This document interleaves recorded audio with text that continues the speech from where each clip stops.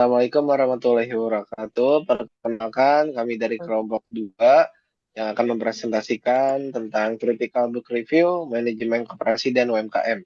Yang terdiri yang beranggotakan dari Agil, Baihaqi, Almanda, Fahmi, Abid Zahra Naulia dengan saya sendiri, kemudian Akbar dan Alia Zakila.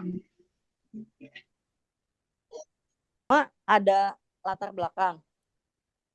Critical Book Review atau CBR merupakan kegiatan akademik untuk mengkaji isi buku secara kritis. CBR menelaah gagasan, argumen, dan kerangka pemikiran yang disampaikan oleh penulis.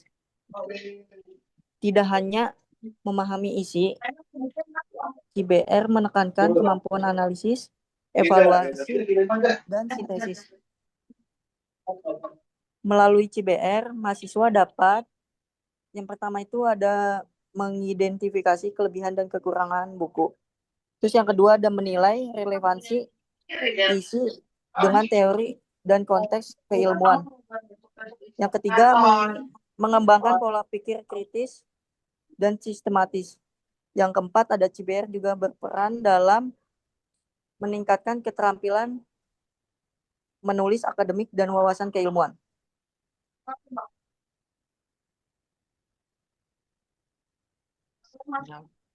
Oke, yang kedua itu ada tujuan. Tujuannya itu yang pertama untuk mengembangkan kemampuan berpikir kritis dan analitis terhadap karya tulis ilmiah, khususnya buku.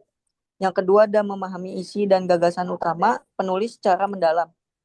Yang ketiga itu ada mengevaluasi keakuratan, kejelasan, dan relevansi argumen yang disampaikan.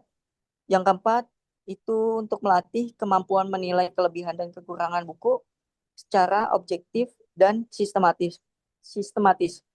Yang kelima itu mengaitkan isi buku dengan teori, konsep, dan permasalahan keilmuan yang relevan. Yang keenam itu untuk meningkatkan keterampilan menulis akademik, memperluas wawasan keilmuan, serta menumbuhkan sikap ilmiah.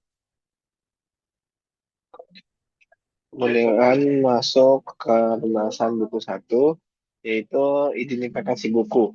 Yang pertama dari judul berjudulkan dengan manajemen koperasi dan usaha mikro kecil dan menengah. Kemudian untuk pengembangan teori praktik dan strategi, penulis Bambang Agus Sumantri, SIPMM, dan Erwin Putra Permana MPD. Kemudian untuk penerbitnya Fakultas Ekonomi Universitas Nusantara PGRI Kediri. Kemudian tempat terbit Kediri, tahun terbit di tahun 2017. Kemudian jumlah halaman 157 halaman. Jenis buku ajar atau referensi. Kemudian untuk gambaran umum dari buku tersendiri yaitu koperasi dan UMKM sebagai pilar perekonomian nasional. Kemudian koperasi berasaskan kekeluargaan dan prinsip demokrasi ekonomi. Yang ketiga, anggota koperasi berperan ganda sebagai pemilik dan pengguna jasa. Kemudian yang terakhir, UMKM berperan besar dalam penyerapan tenaga kerja dan stabilitas ekonomi. Selanjutnya ada konsep dasar dan sejarah koperasi. Yang pertama, koperasi dan UMKM berdasarkan regulasi. Yang kedua, prinsip koperasi, keanggotaan, sukarela, demokratis, dan partisipatif. Yang ketiga, ada sejarah koperasi dunia akibat revolusi industri. Yang keempat, ada perkembangan koperasi di Indonesia dari masa kolonial hingga kemerdekaan. Yang kelima, ada peran Bung Hatta sebagai Bapak Koperasi Indonesia. Selanjutnya ada peran dan organisasi koperasi dan UMKM. Yang pertama, koperasi sebagai alat perjuangan ekonomi rakyat. Yang kedua, fokus pada kesejahteraan anggota, bukan semata keuntungan. Yang ketiga, ada fungsi manajemen koperasi, yaitu perencanaan, pengorganisasian, pelaksanaan, dan pengawasan. Yang keempat, ada struktur koperasi, yaitu rapat anggota, pengurus, dan pengawas.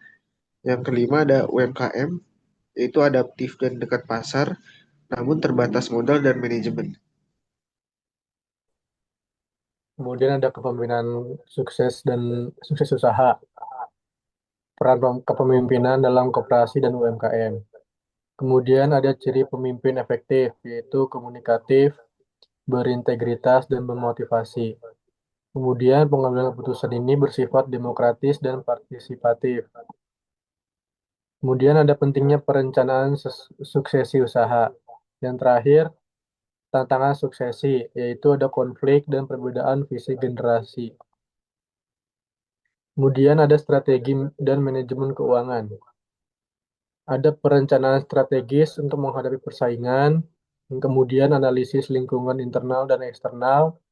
Yang ketiga, penentuan visi dan misi koperasi dan UMKM. Yang keempat, pengelolaan KSP atau USP secara profesional. Yang keempat, prinsip transparansi, akuntabilitas, dan pengendalian internal. Dan yang terakhir, ada koperasi syariah berlandaskan keadilan dan larangan riba.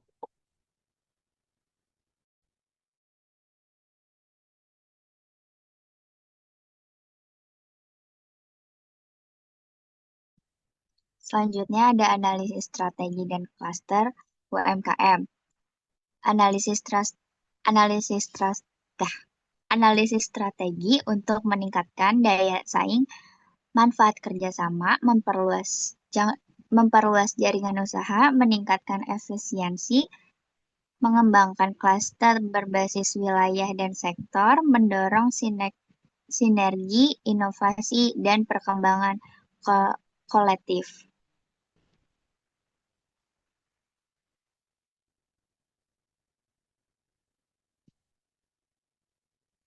Internasionalisme dan SDM UMKM. Peluang UMKM masuk pasar internasional. Tantangan globalisasi dan persaingan bisnis. Perang e-bisnis dan teknologi digital.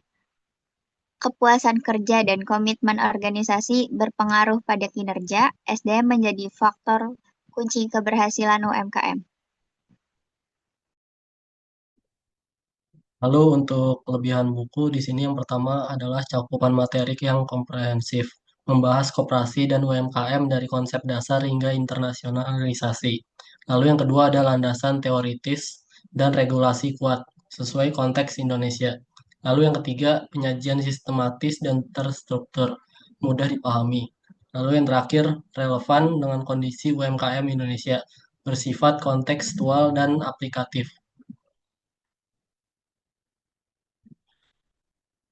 Lalu untuk kekurangan buku ini, yang pertama minim studi kasus aktual, dominan teori.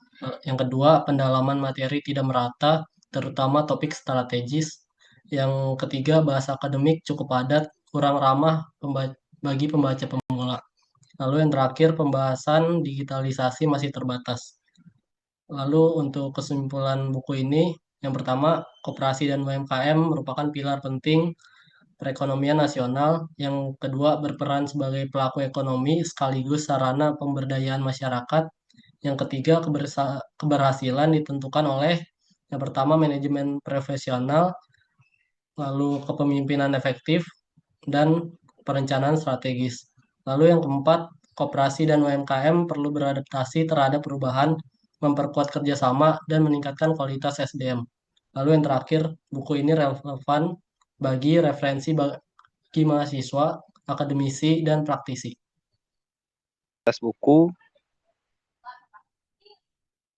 buku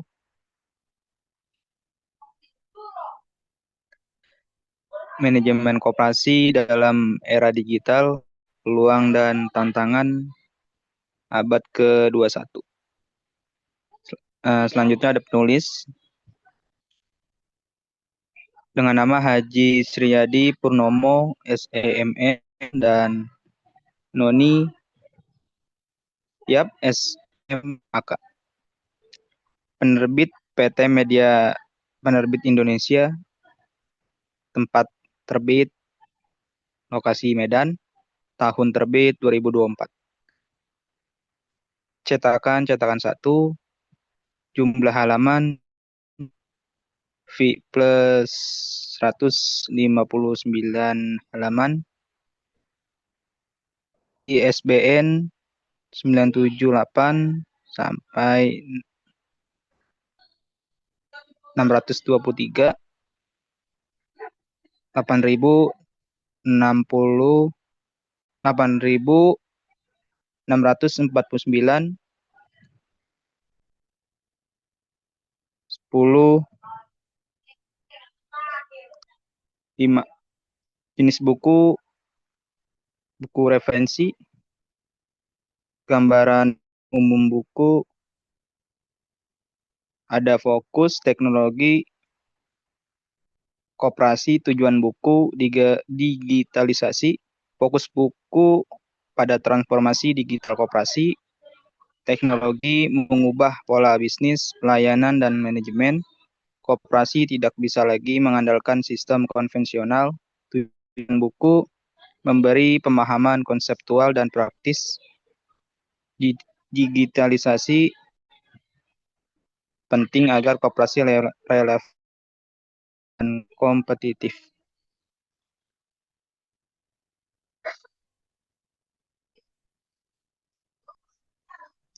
Selanjutnya ada konsep koperasi dan tantangan digital.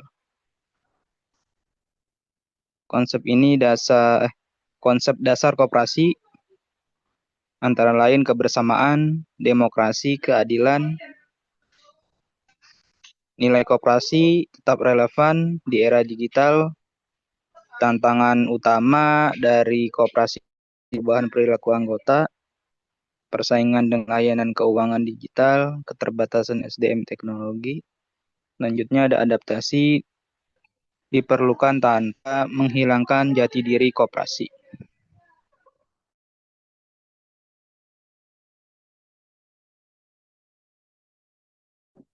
Selanjutnya itu ada transformasi dan digitalisasi koperasi.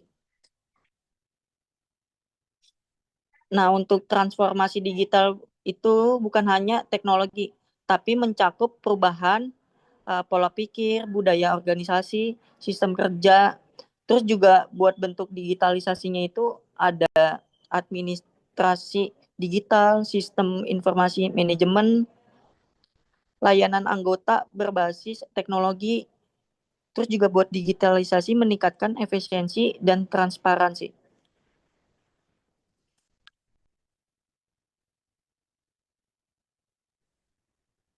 Oke, kemudian di slide terakhir ada SDM dan kepemimpinan digital. Itu teknologi efektif jika didukung SDM kompeten, kemudian peningkatan kompetensi digital melalui pelatihan, kemudian perubahan budaya kerja yang adaptif dan inovatif, kemudian peran pemimpin. Itu ada visioner, strategis, dan mampu mengolah resistensi perubahan. Dan yang poin terakhir itu kepemimpinan menjadi faktor kunci keberhasilan digitalisasi. Selanjutnya ada tata kelola dan strategi digital. Yang pertama ada pentingnya good cooperative governance. Yang kedua ada digitalisasi harus didukung pengendalian internal. Yang ketiga ada teknologi membantu pelapor keuangan, pengawasan, pengambilan keputusan. Yang keempat ada strategi digital. Ada analisis internal dan eksternal, ada implementasi bertahap, dan evaluasi berkelanjutan.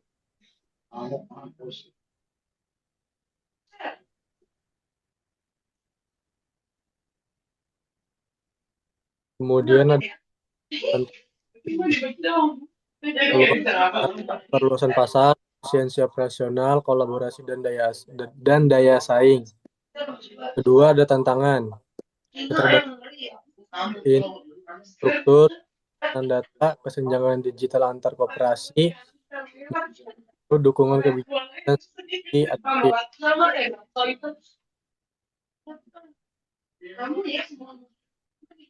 Lalu untuk kelebihan, kekurangan, dan kesimpulannya. Kelebihan yang pertama relevan dengan era digital. Yang kedua fokus pada transformasi dan inovasi. Ketiga pendekatan konseptual dan praktis. Empat menekankan peran SDM dan kepemimpinan. Lalu untuk kekurangannya Yang pertama, teori dasar koperasi terbatas. Yang kedua, minim studi kasus empiris. Yang ketiga, asumsi kesiapan teknologi terlalu optimis. Lalu yang terakhir, aspek teknis digital kurang mendalam. Lalu untuk kesimpulan, yang pertama, digitalisasi adalah keniscayaan bagi koperasi. Yang kedua, keberhasilan ditentukan oleh teknologi, SDM, kepemimpinan, dan tata kelola. Lalu yang terakhir, buku ini relevan sebagai referensi akademik dan praktis. Mungkin cukup sekian presentasi dari kelompok kami. Terima kasih yang sudah memperhatikan pemaparan dari kelompok kami. Kurang lebihnya mohon maaf. Wabillahi taufiq wal hidayah. Wassalamualaikum warahmatullahi wabarakatuh. Waalaikumsalam. Waalaikumsalam warahmatullahi wabarakatuh.